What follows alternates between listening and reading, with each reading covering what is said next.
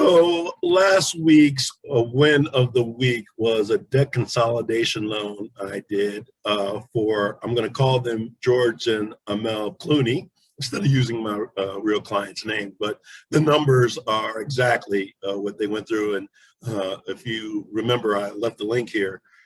They are saving, by paying off a couple debts, they're saving $1,200 a month.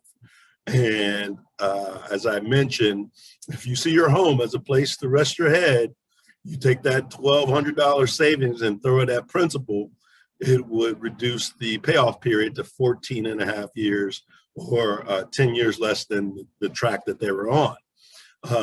This video is about, what if you think of your house as an investment? And if you think of your home as an investment, it does present some interesting questions, which I'm going to present to you. In this slideshow, I wanted to start with the 4 pillars of a sound financial investment. And they are security of principal, liquidity, return on investment, and tax advantaged. And this slide right here, you can pause it, save it, and it should present a great conversation for you and your financial planner. So security of principal means whatever you invest, you won't lose.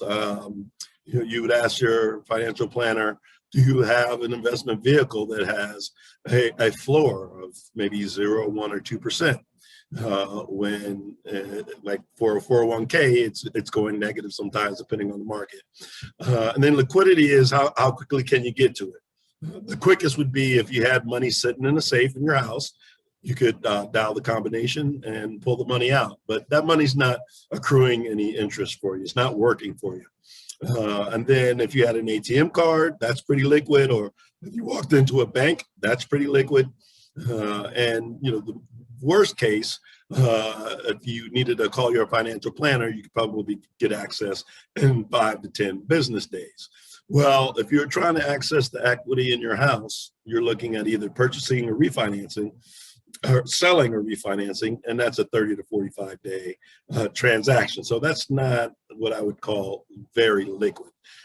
And then return on investment. The important part here is appreciation is not return on investment, because it is not predicated on anything you're doing. It's predicated on the market.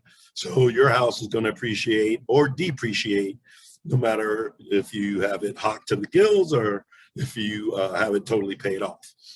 So sound financial investment does have some type of return, and compounding interest is the 8th wonder of the world. So the question to your financial planner would be, do you have an investment vehicle that at least has a 4% return?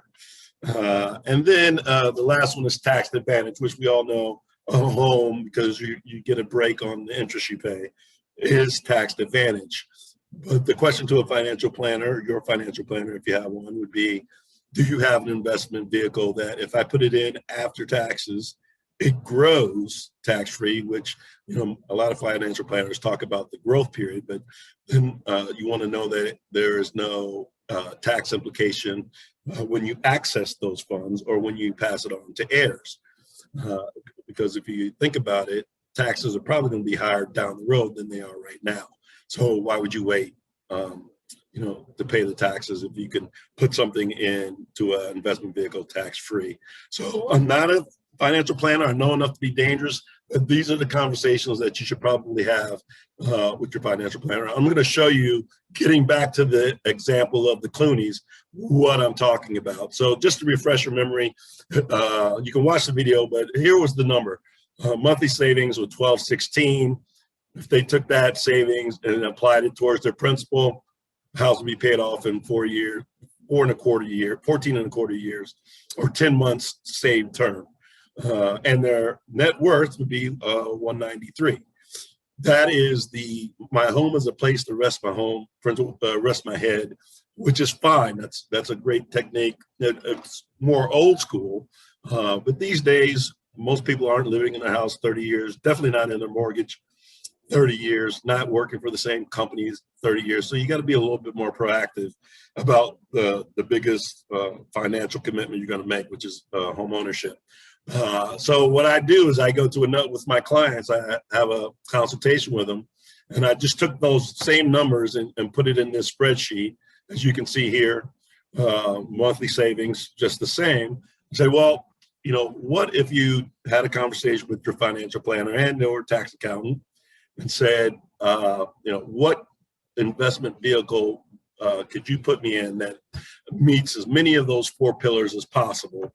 And I take that 1216 and I plug it into this formula here. Let's just say 4%, as I mentioned, which is a reasonable return on investment. And the 1216, say, hey, look, Mr. Financial Planner, I want to put this towards, I want to create a bucket for my home. This is my home payoff bucket. I'm going to contribute 1216 a month to it. And as you see, the number automatically pops up in 15 years.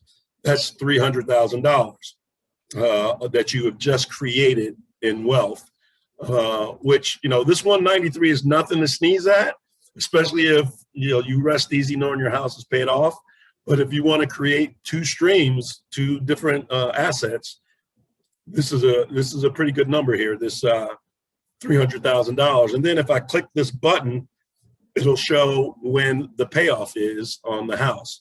So I go here, open up another link, and scroll down, and it says 13 and a half years is when you would have enough money in that investment vehicle that your financial planner and your tax accountant advise you on. 13 and a half years. And as you remember, this was 14 years. So let's call it 1 year. You'll have a fund that you could write a check if you wanted to pay it off, to pay off your home, have it debt-free. You're accelerating that by a year. And as I mentioned, you have almost $300,000 worth of wealth.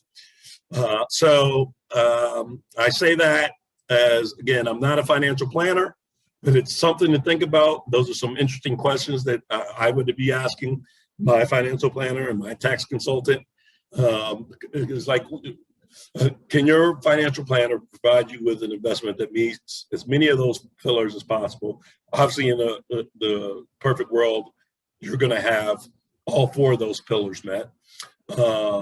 And you want to make sure, if you're going to maintain that mortgage, that you are able to make that mortgage payment. It's not creating any cash flow issues for you. So, you'd be able to pay your house off sooner than if you just applied it towards principal, because compounding interest, 8th wonder of the world.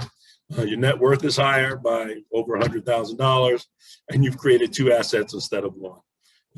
So yeah, that's it. If you don't have a financial planner or a tax consultant, hire one, find one, interview one.